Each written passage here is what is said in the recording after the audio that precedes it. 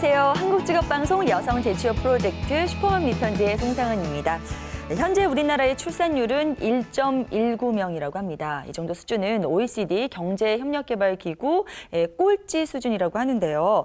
2006년 이후에 동원된 출산 장려 정책 가지수만 해도 100여 가지가 되고요. 또 지난 2012년이었죠. 그때 투입된 예산이 10조 원이 넘었지만 출산율이 여전히 높아지지 못하는 이유는 바로 출산 정년기 여성들이 출산을 기피하는 현상이 아직 계속되고 있는 것 때문이 아닌가 싶습니다.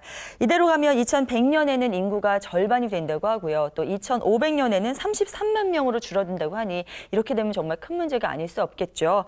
단계적인 해결을 위해서 무엇보다 중요한 것은 아이를 일단 낳으면 국가에서 어느 정도 지원을 해줘서 아이를 키워줄 수 있다는 그런 믿음과 함께 실질적인 정책이 나오는 것이 아닐까 싶습니다. 자, 경력단절 여성들의 육아 문제가 하루빨리 해결돼서 우리 출산율이 좀 더 높아질 그날을 기다리면서 오늘 슈퍼맘 리턴즈 힘차게 출발하겠습니다.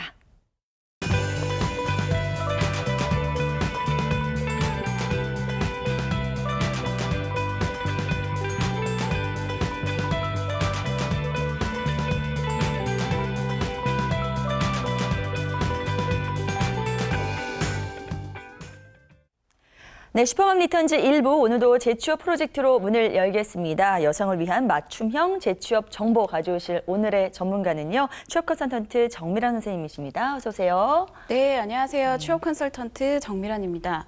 오늘도 슈퍼맘 분들께 도움이 되는 정보 전달을 위해서 노력하겠습니다. 네, 저를 항상 슈퍼맘 언니들을 격렬하게 응원하는 캐스터 조용지 씨도 함께합니다. 어서 오세요. 네, 안녕하세요. 슈퍼맘 여러분들을 격렬하게 응원하는 꿀잠보 캐스터 조영주입니다. 오늘도 수요일의 그녀 정미란 선생님을 열심히 도와서요. 슈퍼맘 여러분들을 위해서 열심히 꿀정보 실어 나르겠습니다. 네, 뭐 별명 제조기예요. 수요일의 그녀.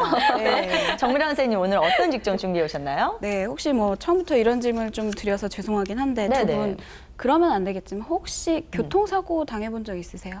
저는 제가 부끄럽지만 사고를 좀 많이 내와서 가해자 쪽으로 이렇게 작은 네, 사고들. 네, 혹시 네, 저도 많이 당해봤죠. 여긴 가해자이시고 여기는 좀 많이 내봤습니다. 네. 선배님 어떤 사고? 저는 졸음운전을 좀 많이 하다가 네? 워낙 굉장히 일이 경미한 그런 사고. 네. 피곤하니까. 그리고 저는 그렇게 이제 다른 분들한테는 관대한 편인데 네. 택시 아저씨들이랑 버스 아저씨들이 이렇게 좀 잘못하시는 거 못 맞아요. 참아요. 네, 그래서 좀 위험한 행동들을 어릴 적에 많이 하긴 했죠. 요즘은 아닙니다. 운전을 네. 잘하시나 봐요. 원래 초보 운전자분들은 택시, 버스가 제일 무섭거든요. 네, 저도. 네, 네. 옆에 가까이 못 가는데 혹시 사고 내셨을 때 좀 네. 원만하게 일부러 낸 건 아니고요. 네. 사고 그냥 났거든요. 실수가 조그맣게. 네, 있으셨을 네, 때 혹시 네. 원만하게 원하는 쪽으로 잘 해결이 되셨나요? 근데 제가 이제 내다 보니까 어쩌다 이 얘기를 하는지 모르겠는데요. 내다 보니까 굉장히 불리한 입장들이 많이 생기더라고요. 그래서 굉장히 힘들었던 그런 기억들도 많이 있어요. 네. 사실은 저는 교통사고의 피해자였던 적이 한 번 있는데요. 네네. 네. 어떠셨어요? 뭐 개인적인 이야기긴 하지만 이제 결혼 전에 웨딩 촬영하고 그날 밤 새벽에 네, 집 앞에서 사고가 났어요. 네, 그래서 네. 응급실에 갔는데 이제 신부 화장 머리 하고 풀 메이크업 한 상태에서 이제 응급실에 실려간 적이 있었는데 그때 만약에 그 가해자 되시는 분이 저희 이제 친정집 같은 건물에 사시는 분의 가족이었어요. 하필이면. 근데 그걸 또 너무 빨리 알았던 거예요. 그래서 네. 만약에 그걸 좀 관계를 몰랐으면 바로 이제 경찰에 신고를 한 다음에 텐데. 보험회사로 넘어갔을 텐데 네. 그때는 이제 서로 뭐 이제 부모님들끼리 아시고 하니까 덮어두고 그냥 그분 쪽에서 보험회사에다가만 이제 접수를 하셨는데 그때는 뭐 좋은 게 좋은 거다라고 생각을 했는데 조금 지나서 보니까 적절하게 처리를 했으면 그분이 또 그런 사고를 낼 위험성이 좀 줄고 경각심을 가지지 않았을까라는 생각을 좀 했거든요. 물론 이제 네, 그렇죠. 보험사를 통해서 처리를 했기 때문에 그분하고는 그 이후에 뭐 한 번 만나고 더 만날 일은 없기는 했어요. 네. 그래서 요즘 이제 교통사고가 저도 남의 일인 줄 알았는데 살면서 한 번은 당하게 되는 걸 보니까 이게 정말 남의 일이 아니고 뉴스에서나 보는 일은 아닌 것 같아요. 그래서 이렇게 사고가 많이 일어나면서 사실 가해자는 가해자의 입장이 있고 피해자는 피해자의 입장이 있잖아요. 근데 이걸 잘 조정해 줄 수 있는 분들이 물론 많이 계시지만 이걸 좀 더 객관적이고 전문적으로 이제 입장 정리를 해 주실 수 있는 그 도로교통사고 감정사라는 직업이 있습니다. 오늘 네. 이 직업을 말씀하시려고 이렇게 사고 얘기를 네. 하셨군요, 처음부터. 좀 낯선 네네. 직업이라서 여러분들의 이제 주의를 조금 더 환기시켜 드리려고. 이해가 되는 것 같아요. 네. 네. 저는 사실 갑자기 물어보셔서 다 대답을 묻는 말에 하긴 했습니다만 네. 계속 말씀 들으면서 후회하고 있었거든요. 제가 왜 이 얘기를 다 하고 있지 하면서. 근데 오늘 도로교통사고 감정사에 대해서 소개를 해주시려고 이렇게 우리 확 와닿는 그런 네. 사례로 이제 시작을 해주셨는데 네. 도로교통사고 감정사 저는 처음 들어봐요. 네. 이런 직업이 있나요? 예. 사실은 저도 이제 직업 상담 쪽에서 이제 일을 하면서도 쉽게 접할 수 있는 직업은 아니었는데요. 네. 좀 찾아보다 보니까 이게 여러분들께 이제 시험이 시행된 지 그렇게 왜 다른 자격 시험에 비해서 오래되지 않았기 때문에 좀 낯서실 수밖에 없어요. 네네. 근데 이제 한국 직업 사전에 보시면 교통사고 조사원이라는 직업이 있어요. 저희가 알고 있는 것보다 모르는 직업이 훨씬 더 많잖아요. 네. 그렇죠. 예, 그것과 같은 일을 한다고 보시면 되고요. 예, 말 그대로 교통사고의 원인을 객관적인 자료를 수집해서 분석 조사해서 이제 결론을 내리는 직업이라고 보시면 돼요. 이게 필요한 이유는 가해자는 가해자의 입장이 있고 또 피해자는 피해자의 입장이 있고 정확하게 상황을 분석해서 보상할 건 보상하고 처벌할 건 처벌할 수 있게 하기 위해서 그래서 이제 이 직업이 전문적으로 생겨났다라고 보시면 되겠습니다. 네. 그럼 교통사고가 나면 무조건 이분들께 도움을 받으면 되는 건가요, 선생님? 네, 교통사고가 났을 때 이분들 부르실 때 사실 부르실 연락처도 없어요. 네. 네. 아직까지는 뭐 변호사나 이런 직업들처럼 나와 있기보다는 네. 관련된 일을 하시는 분들이 조금 더 전문성 강화를 위해서 취득하시는 쪽이 더 많으신 것 같아요. 그래서 경찰관 분들께서 뭐 이 시험에 응시하셔서 합격하시고 네. 그런 것들이 이제 약간 지역 신문에 뉴스 되고 이런 걸로 해서 우선은 지금 이제 조금씩 알려지고 있습니다. 사실 슈퍼맨 리턴즈에 나왔던 직업들 중에서 가장 우리 슈퍼맨 분들께 의외의 직업이 아닐까 싶어요. 생소했고요. 네, 슈퍼맨 네. 분들이 도로교통 감정사로 가 계신 모습도 지금 상상이 잘 안 되긴 하는데 네네. 구체적인 어떤 일을 할지부터 설명해 주시겠어요? 네, 우선은 도로상에서 교통사고가 발생을 했을 때 그 네. 사건에 대한 조사를 먼저 하게 되시는데요. 그렇겠죠. 네. 사고 현장에 가셔서 뭐 현장과 차량에 대한 이제 사진 촬영부터 경찰이 사건 신고를 받고 현장에 출동했을 때 하는 일 중에 하나잖아요. 네. 그 부분 포함되어 계시고요. 그리고 교통법규에 관련된 이해를 하고 계셔야 돼요. 네. 그리고 현장에 대한 정밀 도면화 작업과 같이 교통사고의 정확한 원인 규명과 과학적 해석 그리고 교통사고가 어떻게 발생했는지 이제 재현해 보시고 마지막으로 그 사고에 대한 감정서 작성이 주로 하시는 업무가 되겠습니다. 제가 그동안 사고를 좀 많이 내어서 그렇지요.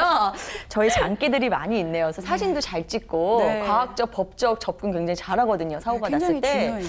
예, 제가 좀 자격증 한번 따봐야겠다는 생각도 드는데요. 네. 근데 사실은 이 업무 이야기를 들어보니까 이런 업무는 사실 우리가 보험회사에 전화를 하면 맞아요. 해결할 수 있었던 일이 아닌가 그동안 싶거든요. 근데 굳이 이거를 도로교통사고 감정사를 불러서 해야 되는 이유가 있을까요? 그렇게 이유가 있으니까 이 직업이 있는 거 아니겠어요? 네. 그렇죠. 네. 아무래도 이제 사건 사고의 수가 증가하고 있고 또 보험회사나 경찰서에서 처리할 수 있는 업무의 영역이 또 이제 너무 넓고 많다 보니까 그래서 조금 더 어떻게 보면 뭐 경찰이나 보험회사 이런 부분에서도 이 업무를 좀 더 세분화해서 전문화할 수 있는 인력을 필요로 하기 때문에 이런 자격증이 좀 대두가 되고 국가공인 자격이 된 것 같고요. 아, 네네. 그래서 맞아. 지금 말씀하신 거 보니까 요즘 워낙 사건 사고도 많고 인력이 네. 부족하다 보니까 경찰이나 보험사에 연락을 해도 사실은 와서 그냥 이렇게 빨리 마무리했으면 하는 그런 분위기도 많이 연출이 되더라고요. 그렇죠. 좋은 게 좋은 거다. 네, 그러니까 이와 관련된 어떤 전문 감정사가 와서 제대로 봐주면 피해자든 가해자든 좀 더 시원하게 일을 해결할 수 있을 텐데 아무 사람이나 이제 다 어울릴 직업은 아닌 것 같고요. 네. 특별한 뭐 자격 요건이나 절차 같은 게 있을까요? 일단은 굉장히 중대한 사항, 법과 관련되고 처벌과 보상에 관련된 거기 때문에 여러분들이 이제 자격증을 취득하시고 일을 시작을 하실 수가 있고요. 네네. 자격 기본법에 의해서 예전에 2001년 11월에는 민간 자격증으로 신설이 되었다가 2007년 4월에는 국가공인 자격증으로 이제 승격이 되게 됩니다. 국가공인 그만큼 자격증이 난다는 게 네. 정말 그만큼 필요성이 그렇죠. 대두됐으니까 정부에서는 아닌가요? 이제 길게 보고 좀 네네. 더 이런 자격증을 인정해서 관련 네. 전문 능력을 전문 인력을 양성할 필요성이 있다라고 보고 인정을 한 거고요. 네, 시험에 응시하실 수 있는 건 만 18세 이상이시면 학력 제한 없이 응시가 가능하십니다. 네, 그런데 자격이 취소된 후 1년이 경과되셨거나 이제 도로교통사고 감정사 자격 시험을 보시다가 부정행위로 적발되신 경우에는 3년이 경과하시면 다시 응시하실 수 있는 자격을 얻으실 수가 있고요. 그리고 이제 자격증을 취득하시는 것뿐만 아니라 이제 어떤 자질이 조금 더 필요하냐고 만약에 물으신다면 네. 자료나 상황을 분석하는 능력을 가지고 계셔야겠고요. 네. 그리고 문제 해결 능력, 뭐 소위 말하는 해결사로서의 능력, 그리고 시력적인 부분도 굉장히 중요하세요. 현장이나 이런 데서 다른 사람이 잘 보지 못한 부분. 놓치지 않고 발견하는 거. 네. 그런 부분도 굉장히 중요하세요. 왜냐하면 그거 자체가 다 증거가 되고 판단할 수 있는 근거가 되기 때문에. 그거 하나로 CCTV가 가려질 수 있으니까요. 그렇죠. 이렇게 지금 가해자, 피해자가 가려지는 상황이기 때문에 그만큼 공정하게 판단을 할 수 있어야 될 것 같아요. 그러려면 또 많은 지식을 요할 것 같고 자격증이 필요한데 선생님, 그러려면 또 그 절차도 만만치 않을 것 같아요, 선생님. 네, 어떤 절차로 갈까요? 두 분이 좀 걱정을 하고 계실 것 늘 같아요. 걱정이죠. 자격증. 필요하고 좋은 일이긴 한데, 자격증. 네. 그 시험은 도로교통공단에서 주관을 하고 있는데요. 공단 측에서는 뭐 자격증 관련된 교재를 판매한다거나 강의를 하고 있지는 않습니다. 아마 뭐 공정성을 위해서 더 그러는 부분도 있을 거고요. 시험을 준비하시려면 시중에 나와 있는 이제 많은 수험서들이 있습니다. 여러분들이 이제 직접 가셔서 보시고 선택해서 독학을 하시는 방법이 있고요. 인터넷 시대이다 보니까 요즘은 온라인으로 여러분들이 수강을 하실 수 있는 곳들이 굉장히 많으세요. 온라인으로요? 네, 그리고 대부분 이제 시험 과목 위주로 되어 있고 일정도 시험 전까지 이제 수업을 마칠 수 있도록 되어 있기 때문에 여러분들이 사이트를 좀 살펴보시면 좋을 것 같고요. 그리고 도로교통공단 홈페이지에 가시면 여러분들이 다양한 이제 소식지 안에 더불어서 실제 그런 사례들에 대한 내용들도 확인을 해보실 수가 있어요.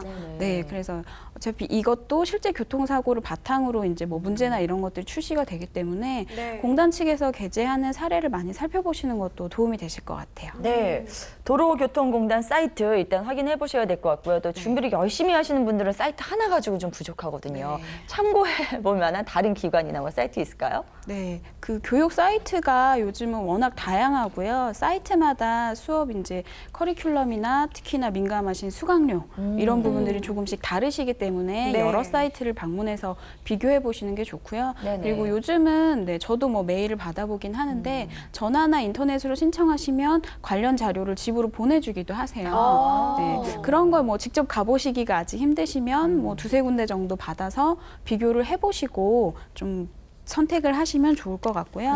네, 몇 가지 사이트를 좀 알려드리면 에듀윌이나 edupd.com 그리고 캐듀아이, OK, 에듀플러스 이 밖에도 많은 사이트들이 있는데요. 들어가서 한번 검색을 해보시면 좀 많은 분들이 접속하고 계신 사이트라서 도움이 되실 것 같네요. 직업이 생소한 거에 비해서 굉장히 참고해 볼 만한 사이트가 많이 있네요. 그러게요. 또 저는 이런 생각도 들어요. 직접 가서 배울 수 있는 그런 수강할 수 있는 학원도 좋지만 온라인이라고 하면 왜 접근성이 편하잖아요. 그렇죠. 직접 가지 않아도 되니까 귀찮지 않고 저는 되게 마음에 들거든요.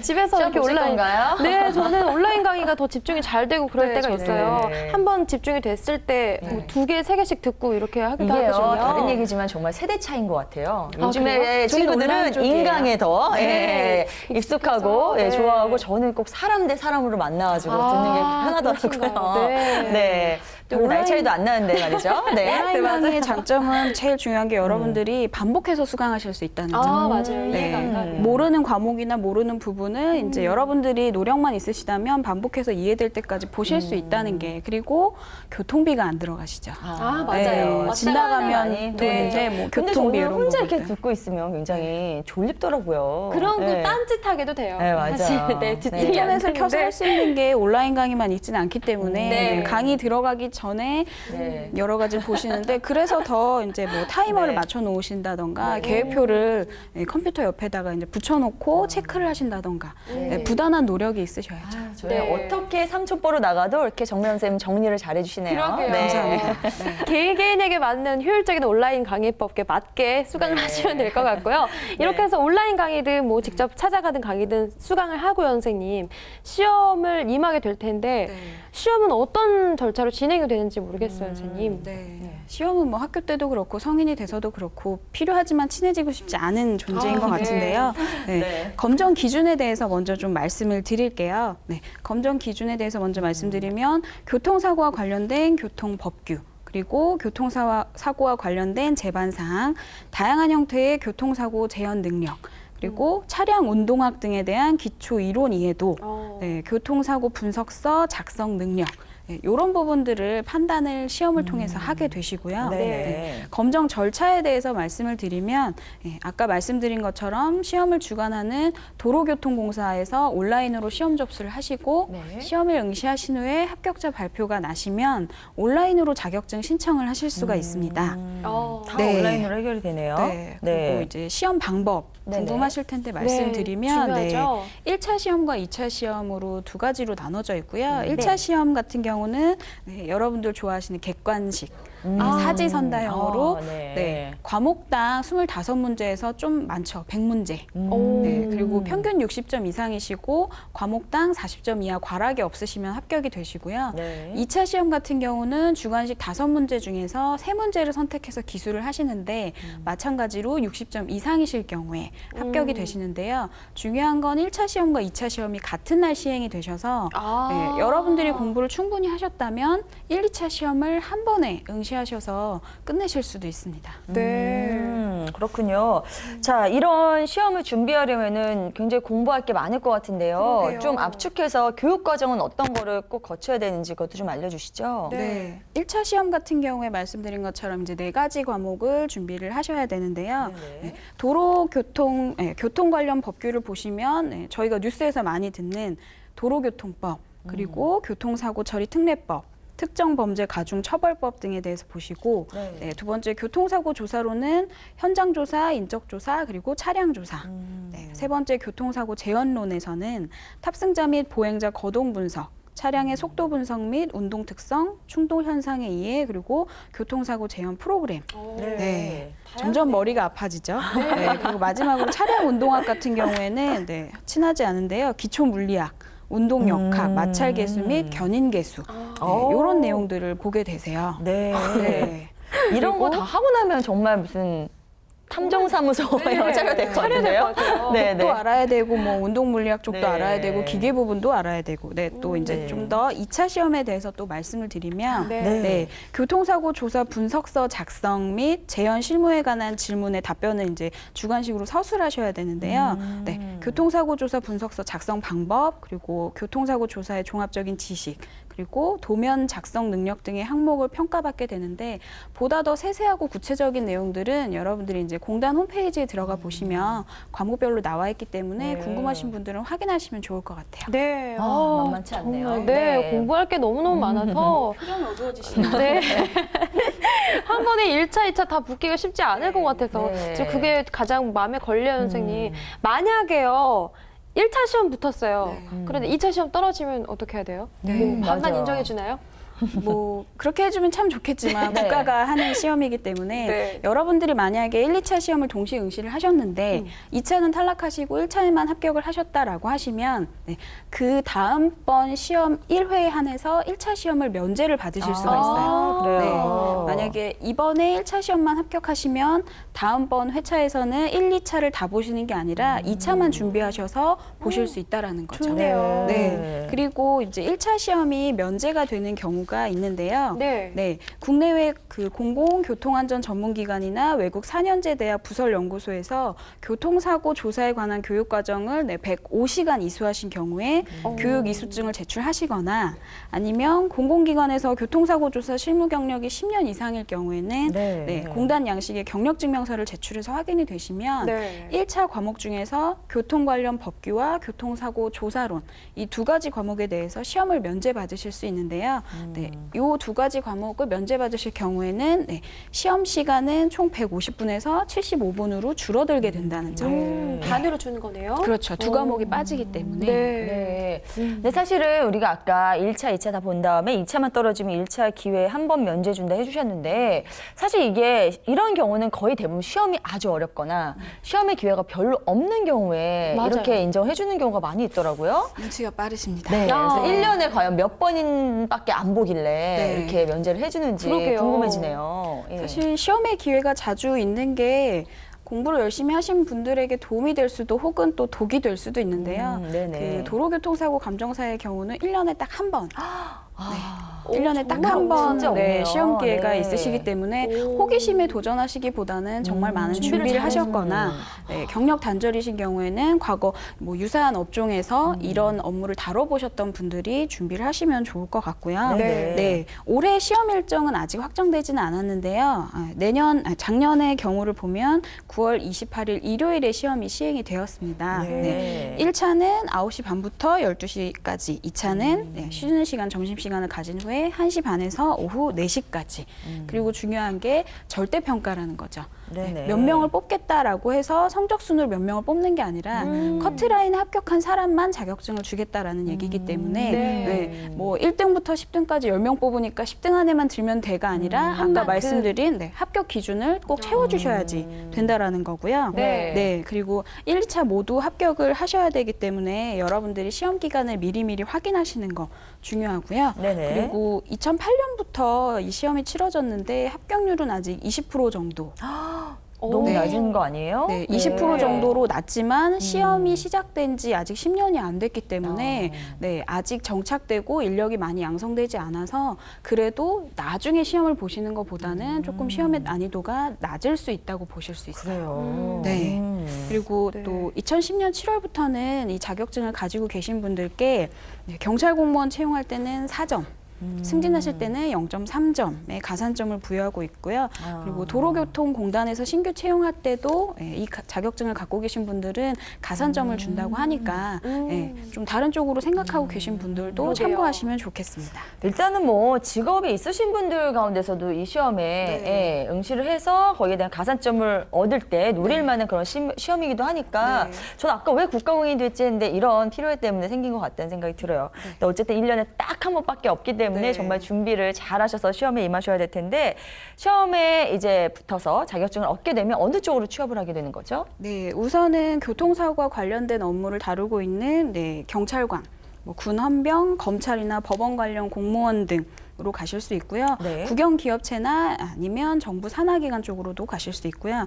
일반 교통 관련 기업체 또는 단체, 뭐 교통용역업체나 손해보험회사, 뭐 공제조합, 그리고 사고보상업체, 손해사정사무소, 또 이제 낯설지만 사설감정소까지도 취업을 하실 수 있는 기회는 많이 있는데요. 아마 네네. 자격증이나 직업 명칭이 낯선 만큼 아직은 여러분들이 쉽게 보실 수 있는 만큼 확 드러나 있지는 않는 것 같습니다. 네, 꾹 참고 기다렸는데요. 드디어 이제 공식 질문의 시간이 돌아왔습니다. 네. 직업의 희소성이 있는 만큼 어느 정도 고수입을 기대해도 되지 않을까 싶은데 오늘의 이 직업은 어떤가요, 선생님? 보수가요? 그때 유난히 눈빛이 반짝반짝 네. 생기를 유난히 띠시는데요. 이 시간을 위해서 기다렸어요. 저희가. 네. 뭐 취업처에 따라서 근무 시간이나 형태 이런 건 좀 다르시겠지만 보통은 한 2,000에서 2,500만 원 정도를 초봉으로 생각하시면 높네요. 될 것 같고요. 네. 경력이 쌓이시고 전문성을 인정받으시면 뭐 더 4,000, 받아요. 5,000, 6,000대까지도 그래요? 가능하다고 하세요. 근데 이제 이런 경우에 전문직이기 때문에 네. 전문직은 아시죠? 본인이 얼마나 더 노력하시느냐에 따라서 그렇죠. 그 뒤에 경력 개발이 달려있기 때문에요. 자격증을 취득하시고 취업을 했으니까 여기서 끝이다가 아니라 법이 계속 바뀝니다. 여러분들이 그런 거에 대한 걸 충분히 숙지를 하시고 노력을 하셔야지 지금 말씀드린 와 하는 연봉까지 네. 쭉쭉 올라가실 수가 있겠죠. 저희 뭐 자격증 얘기하고 시험 얘기하면서 사실 좀 지쳐 있었거든요. 그래요. 근데 보수가 보상이 좋죠. 되네요. 역시. 그래서 다시 여러분들의 관심이 생길 것 같습니다.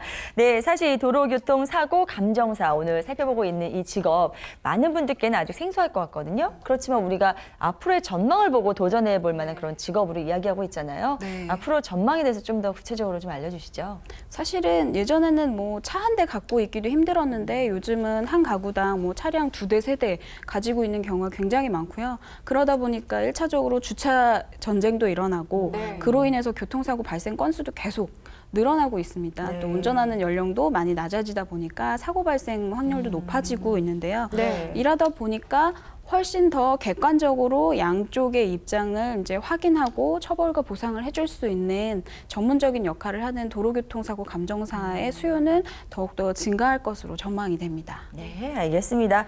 자, 지금 말씀해 주신 것처럼 요즘 거리로 나가면 차가 정말 많고요. 그리고 예전에 비해서 사람의 인심이 어떻게 보면 좀 각박해졌다고 할까요? 사고가 났을 때 그 시시비비 가리는 그 과정이 너무나 힘들더라고요. 그렇기 때문에 앞으로 더 유망할 직업이죠.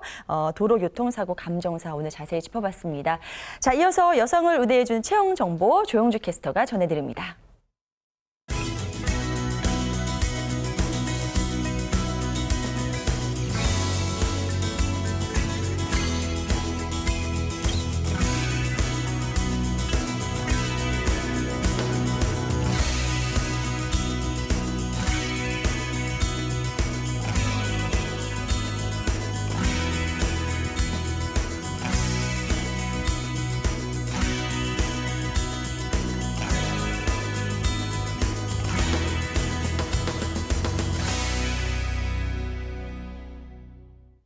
네, 슈퍼맘 리턴즈 재취업 프로젝트 속 작은 코너, 여성 직원을 필요로 하는 회사가 궁금하시다면 집중해주세요. 지금부터 소개해드립니다.